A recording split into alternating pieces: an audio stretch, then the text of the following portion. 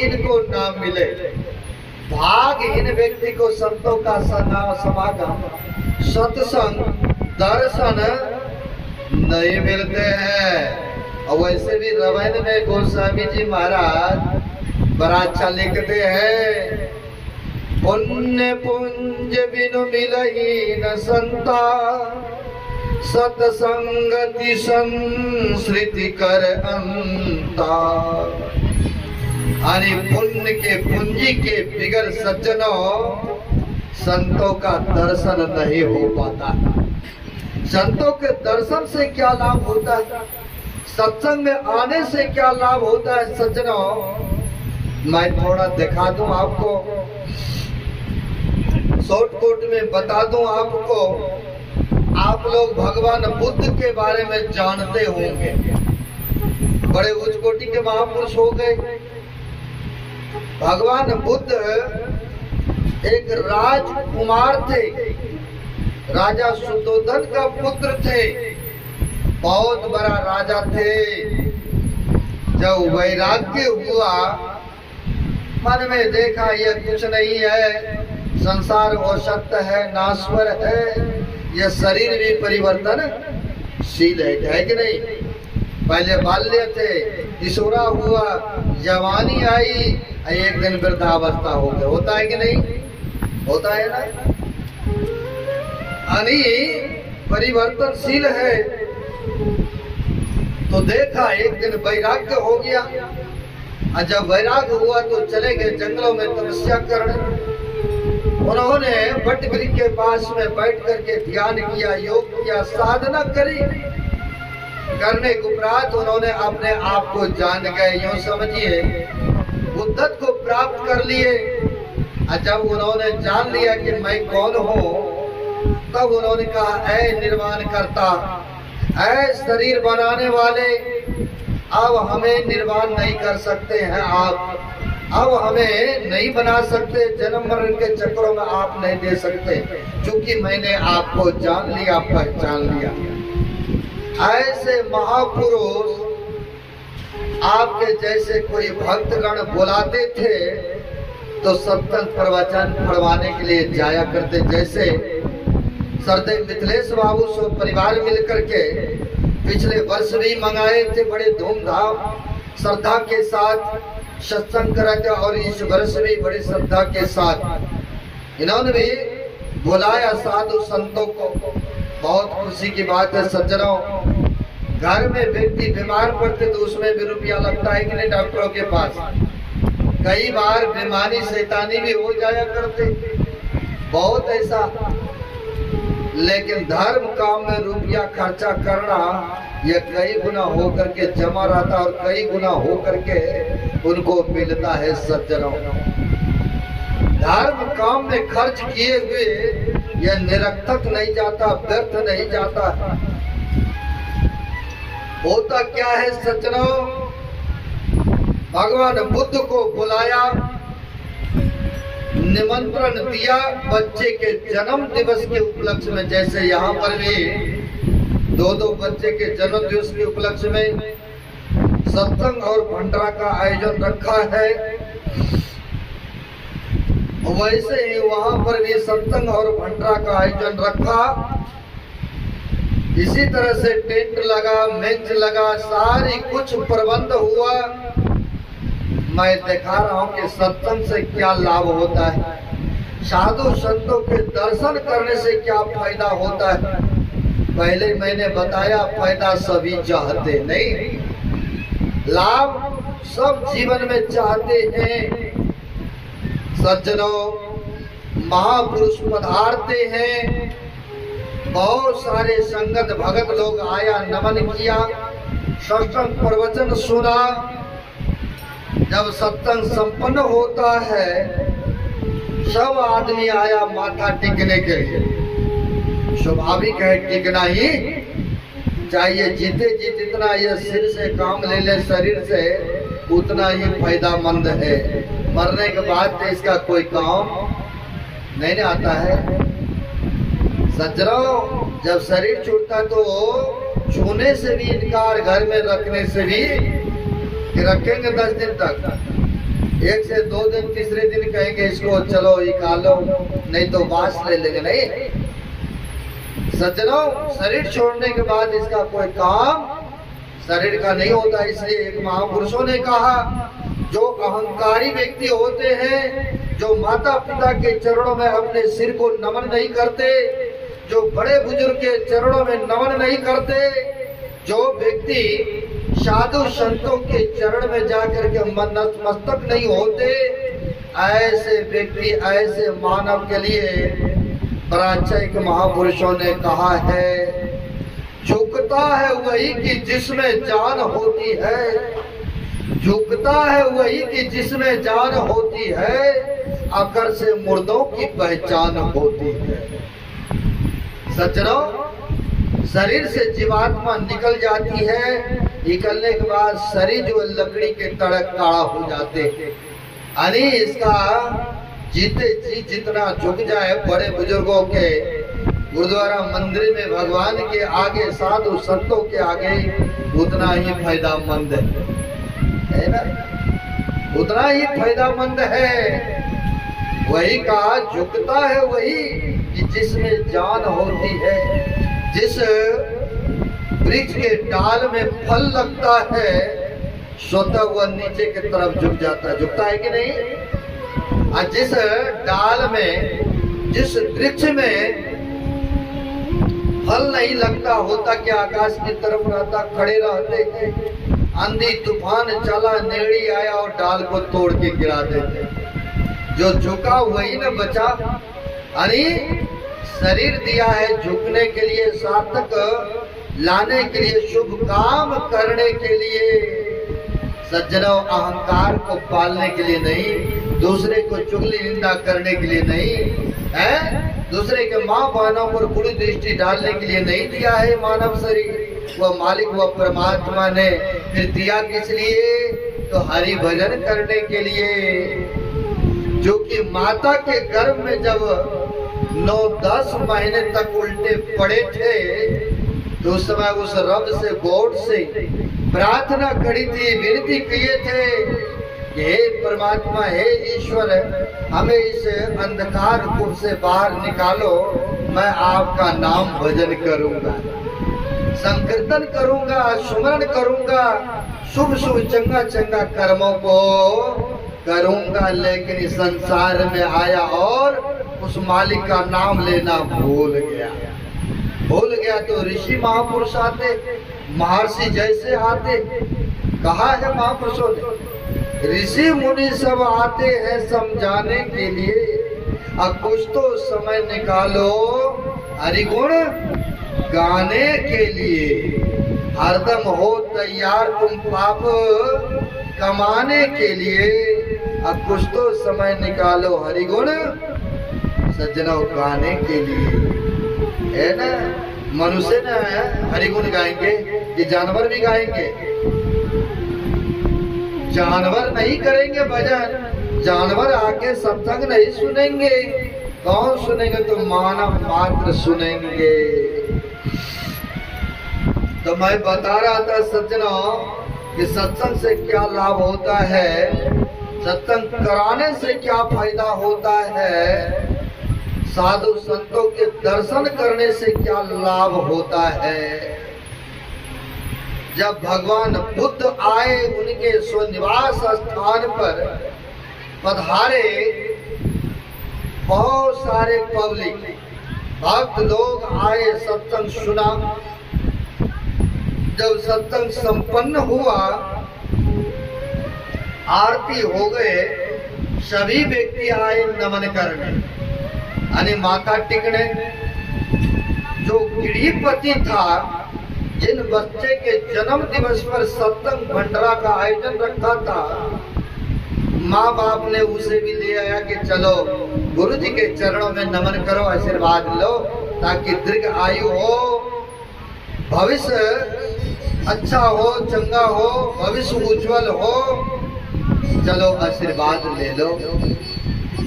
माँ बाप ने बच्चे को लाया आशीर्वाद के लिए, नतमस्तक हुआ।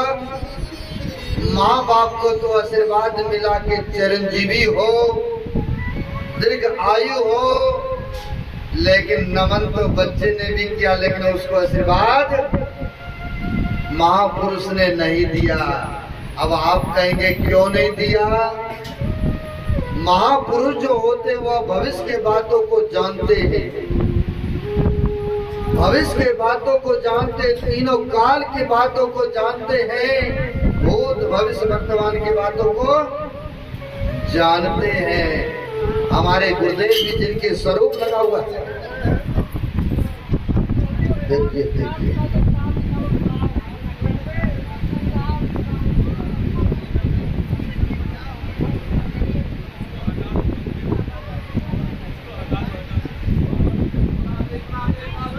अच्छा बचा हो गया, बचा हो गया। श्री सदगुरु चलिए, बचा हो गया। सावधानी बरतना चाहिए, बड़ा पक्का है। सज्जनों, होता क्या है, जब बच्चे आए नमन के लिए, तो जब नमन के लिए आए तो महापुरुष आशीर्वाद नहीं देते हैं। माँ बाप को तो आशीर्वाद दिया, लेकिन बच्चे को जब आशीर्वाद नहीं मिला तो सज्जनों, माँ बाप कहते हैं महाराज इनके नाम पर ना जाने इतने रुपया मैं खर्च कर रहा हूँ, और बच्चे भी नमन किया आपके श्री चरणों में, लेकिन आप उनको आशीर्वाद नहीं दिए महाराज। और हम लोग नमन किए तो हम लोगों को दीर्घायु होने का, चिरंजीवी होने का, यशस्वी होने का आशीर्वाद दिए, लेकिन हमारे पुत्र को आशीर्वाद नहीं दिए महाराज। वजह क्या है? सुनिएगा सुनिएगा, बचा हो गया। देखो, सुनेंगे नहीं तो समझेंगे नहीं, समझेंगे नहीं तो करेंगे क्या, और करेंगे नहीं तो पाएंगे कैसे? सज्जनों, दिल्ली में कुतुब मीनार है, किसी ने सुना रहा था कि दिल्ली में कुतुब मीनार है, लेकिन भक्तों ने सुना नहीं तो आपस में चर्चा करने लगे कि दिल्ली में कुत्ता मीनार है। क्या है? तो कुतुब मीनार न है, कुत्ता मीनार तो नहीं है। नहीं सुना तब ना ऐसा हुआ। तो सुनिए, बचाव हो गया, कोई बात नहीं है। तो मैं सुना रहा था सज्जनों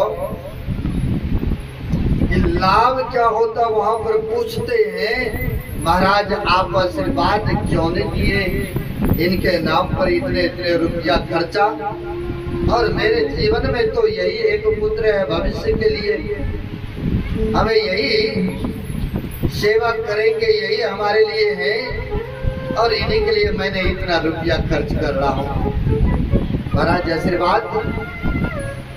तब महापुरुषों ने कहा कि मैं देख रहा हूँ भविष्य। देख लीजिए, वहां पर महापुरुष ने कहा, सुनाया कि मैं देख रहा हूँ भविष्य। महाराज किसके बारे में देख रहे हैं? कहा मैं तुम्हारे पुत्र के बारे में देख रहा हूँ भविष्य। तो महाराज क्या देख रहे हो, थोड़ा बताओ, तब तो हमें भी पता चले।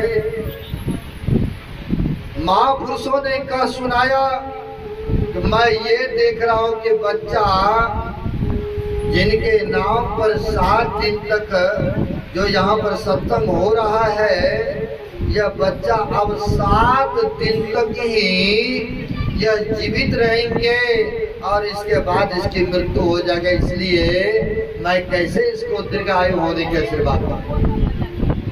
अब किसी को बता दिया जाए कि आपके 10 दिन या हफ्ता दिन या 15 दिन ही आपकी शेष आयु रहा, तो देखिए उनको खाना पीना सोना घूमना फिरना सब बेकार मालूम पड़ेंगे। नहीं, मौत ही आगे दिखते हैं।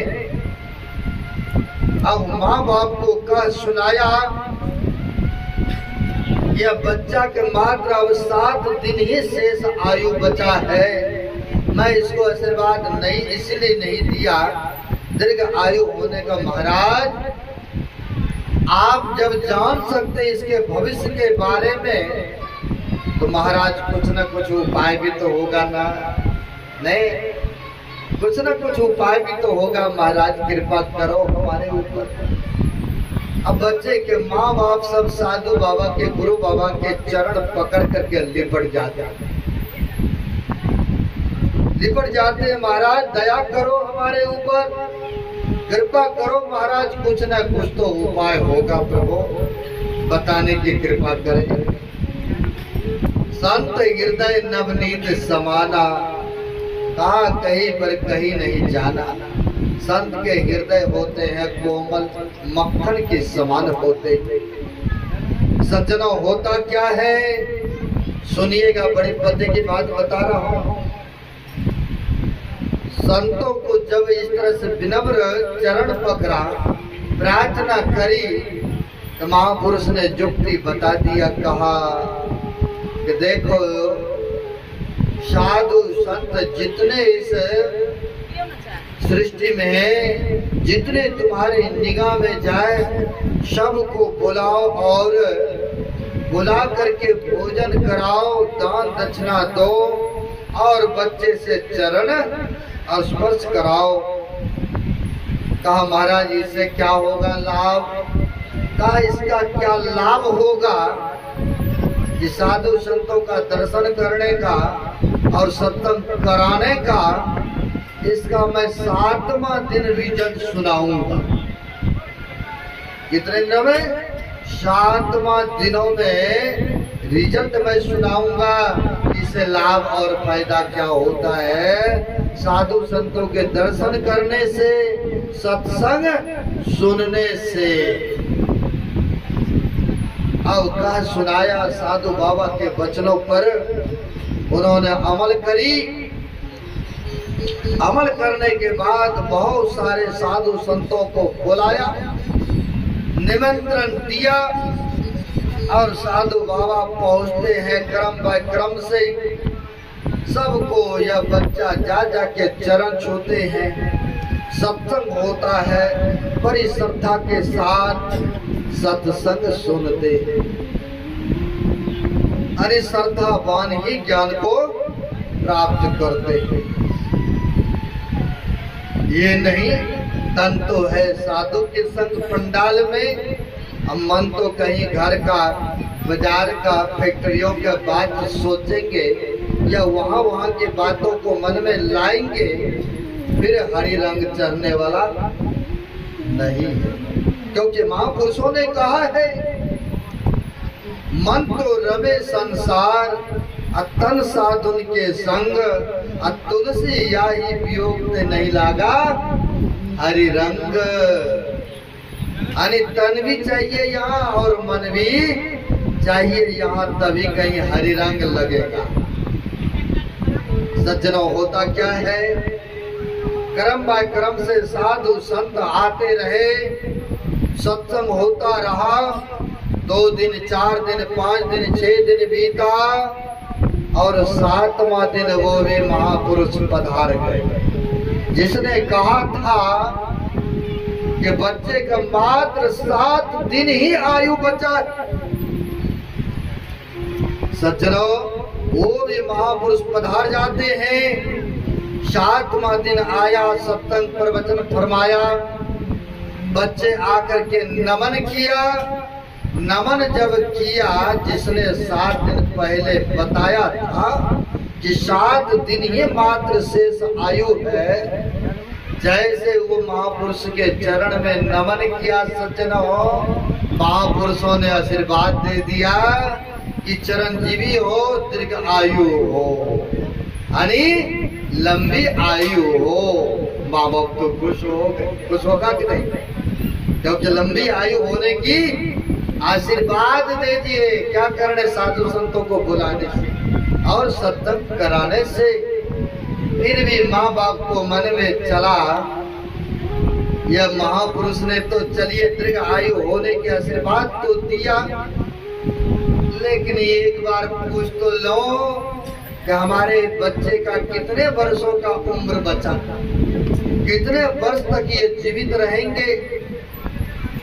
आकर के माँ बाप बड़े खुशी खुशी आया, चरण पर नमन करते हैं और कहा महाराज आपने आशीर्वाद दिए हमारे पुत्र को दीर्घ आयु होने का, लेकिन मन में थोड़ा सा और भी सस्पिशन चल रहा है।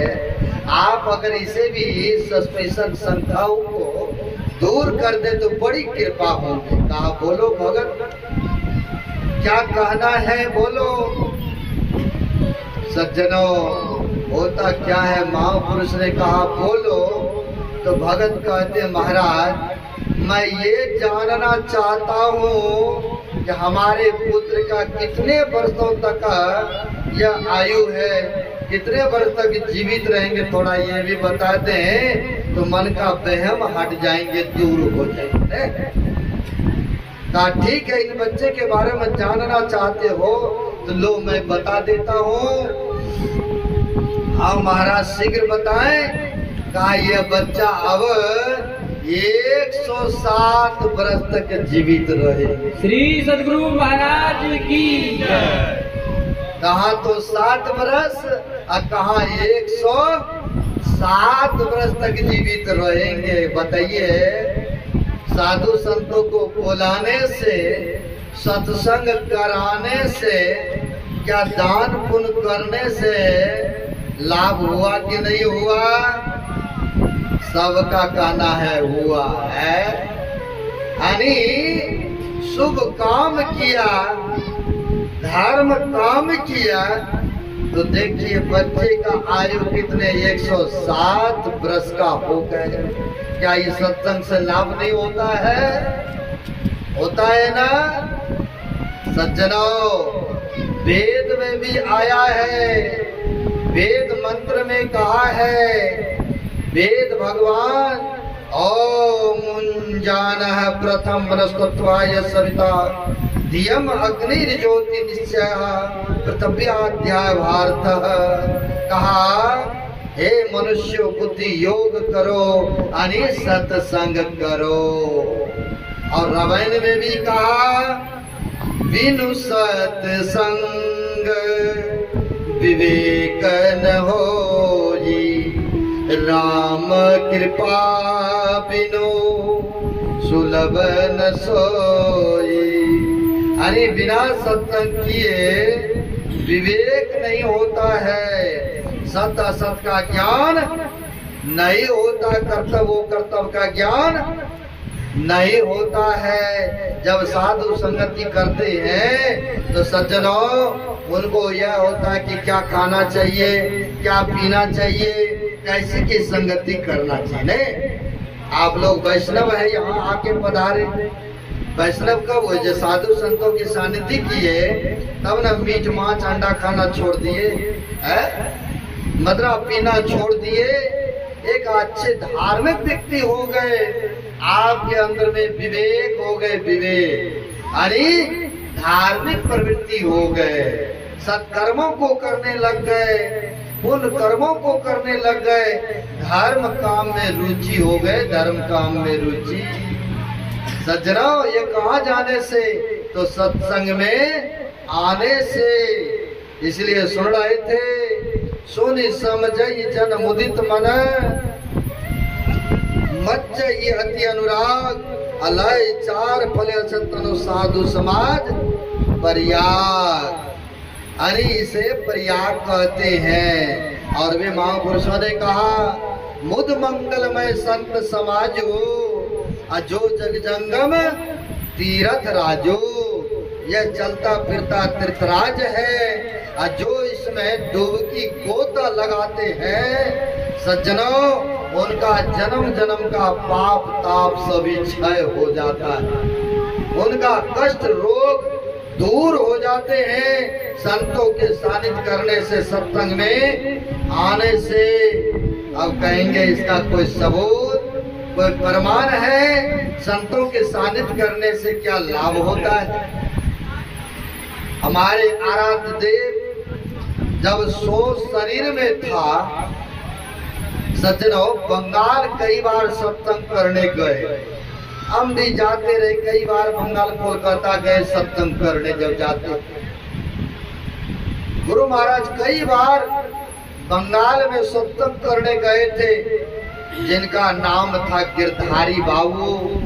बेचारा बुला बुला करके ना जाने साधु संतों को कितने बार सत्संग भंडारा कराए होंगे। अब गृहस्थी में थे गिरधारी बाबू, होता क्या है, पुत्र था पुत्री था, पुत्री का विवाह हुआ। सज्जनों, यह हकीकत घटना मैं बता रहा हूँ, सच्ची बातें आपको बता रहा हूँ। होता क्या है सज्जनों, गृहस्थी में था, गिरधारी बाबू के पुत्री का विवाह हुआ। समय पा करके बच्चे को जन्म देने लग गई। जन्म देते सार होता क्या है, गिरधारी बाबू की जो पुत्री था वह पगली हो गई, यानी मंटल हो गई। पगली हो गई, बच्चे को गोद में नहीं लेना, भागना, यहाँ वहाँ दौड़ना। सज्जनों, होता क्या है, यहाँ वहाँ बहुत इलाज कराया, लेकिन कहीं सुधार नहीं हुआ। कहावत में है, जो न करे लकीर सो करे फकीर। जो संसार के लोग नहीं कर सकता है ना, वो साधु संत करके दिखा देते हैं। अब होता क्या है, बहुत जगह जगह इलाज कराया लेकिन ठीक नहीं हुआ। एक दिन के बात है सज्जनों, सभी आदमी गाड़ी में, ट्रैक्टर में, ट्राला में बैठ करके सत्संग कुप्पा घाट भागलपुर आ रहे थे, गुरुदेव के दर्शन के लिए, प्रवचन सुनने के लिए। वो भी पगली गांव से दौड़ी दौड़ी आई और ट्राली में बैठ गई। जब ट्राली में बैठ गए, आपके जैसे माई लोग थी, हाथ पकड़ के उनको उतारने लग गए, लेकिन वह उतरे नहीं। हो सकता महापुरुष ही बुलाए होंगे, प्रेरणा दिए होंगे। होता क्या है सज्जनों, जब नहीं उतरती है, उन्हें में एक माई कहती है कि चलो जाने दो, जा रहा है तो कोई बात नहीं, हम लोग इनका देखभाल संभाल करेंगे, जाने दो, कोई बात नहीं है। उनको ले लिया और साथ में जाने दिया, बच्चे को भी ले लिया, ले करके चला। आया भागलपुर कुप्पा घाट सत्संग में, सत्संग संपन्न हुआ, दर्शन प्रसन्न किया। होता क्या है, सोचा एक आध दिन गुरु धाम है, रह लेते, यही गर्मी का मौसम। सज्जनों, होता क्या है, गुरु महाराज अपने रूम में विश्राम कर रहे। यह पगली और दो चार माई आगे गुरु महाराज के रूम के बगल में एक वृक्ष था, वृक्ष के छांव में आके बैठ गए। हम जाते हैं राजस्थान सत्संग करने, तो वहां पर गाज के नजदीक में मंजा खटिया डाल देते हैं और वहां पर आराम, वहां के लोग ज्यादा पराया करके घर से बाहर ही आराम करते, खुले आसमान में। वहां मक्खी और मच्छर नहीं देखने को मिलता, खुले में सोते हैं। अब होता क्या है सज्जनों, गुरु महाराज के बगल में गाछ था, सभी माई लोग बैठी हुई थी, हवा ले रहे थे और गुरु महाराज आराम कर रहे थे, विश्राम कर रहे थे। लेकिन ये पगली जो थी जोर जोर से हल्ला करती थी, चिल्लाती थी। और गुरु महाराज जो बगल में सो रहे थे रूम में, उनके सेवक जो था, उनको होता था गुरुदेव सो रहे, ये लोग हल्ला कर रहे हैं, जाओ और उनको मैं भगा दूं। मन में सोचते कहीं उधर जाऊं, गुरुदेव कहीं जग जाए, कुछ मांग ले तो सेवा में त्रुटि हो जाएंगे, इसलिए सेवक जाते नहीं थे। लेकिन होता क्या है सज्जनों, गुरुदेव अंतर्यामी महापुरुष, गुरु महाराज अपने सेवक से कहते हमें उठा के बैठा दो। उठा के बैठा दिया और एक पात्र थे, उनमें खखार करते हैं और सेवक चले गए बाथरूम में धोने के लिए। और उतना ही देर में जो पगली हो गई थी, वह दौड़ करके माई के पीछे आगे, कहा गुरु महाराज के रूम में। गुरु महाराज के रूम में आए, गुरुदेव ने पांव लटकाए हुए थे चरण। यह पगली ना जाने अपना मस्तक चरण पर रखना चाहिए, लेकिन गुरुदेव ने अपना पांव को ऊपर खींच के जो ही सटाया, मस्तिष्क में पैर सटा, उनकी पागलपनी सदा के लिए समाप्त हो गई। सदगुरु महाराज की। यानी महापुरुष के जैसे ही चरण स्पर्श किया, वैसे ही उसकी पागलपनी सदा के लिए समाप्त हो गए। बताइए, जोन करे लकीर सो करे फकीर, हुआ कि नहीं हुआ? साधु संतों के सानिध्य करने से बताइए लाभ हुआ कि नहीं हुआ? फायदा हुआ कि नहीं हुआ? सज्जनों, जहाँ कहीं भी धर्म कर्म हो, शुभ काम हो, पुण्य कर्म हो, वहाँ समय देना ही सार्थक है। यही समय का लेखा जोखा है। कबीर साहब ने कहा है, कबीर संगत साध की साहब यावे याद, लेखा में सोई घड़ी बाकी दिन सब बर्बाद। खाया पिया यूं ही गमाया, वह परमात्मा के रजिस्टर में लेखा जोखा नहीं है। जो धर्म कर्म करते हैं, यह परमात्मा के रजिस्टर में लेखा जोखा होता है। इसलिए धर्म काम को करना चाहिए, पुण्य कर्मों को करना चाहिए। जहाँ कहीं अच्छा काम हो, वहाँ पर समय देना चाहिए। अब आगे नहीं बढ़ेंगे सज्जनों, क्योंकि पुण्य 8 होने वाला है। एक विदाई होंगे, एक भजन होंगे, क्योंकि बच्चे का जन्मदिन है और बच्चे को यहाँ पर लाया जाएगा। सभी के हाथ में पुष्प दिया जाएगा और मंगलाचरण होंगे। कोई घबराएंगे नहीं, सभी के भोजन का प्रबंध किए। सरदे हमारे मिथिलेश बाबू कह रहे थे कि 500 आदमी के रेजिमेंट है, आप लोग घबराएंगे नहीं, भोजन का सारा प्रबंध है। थोड़ा सा समय और लेंगे तो मैं अपने वाणी को यहीं पर अब विराम करूंगा।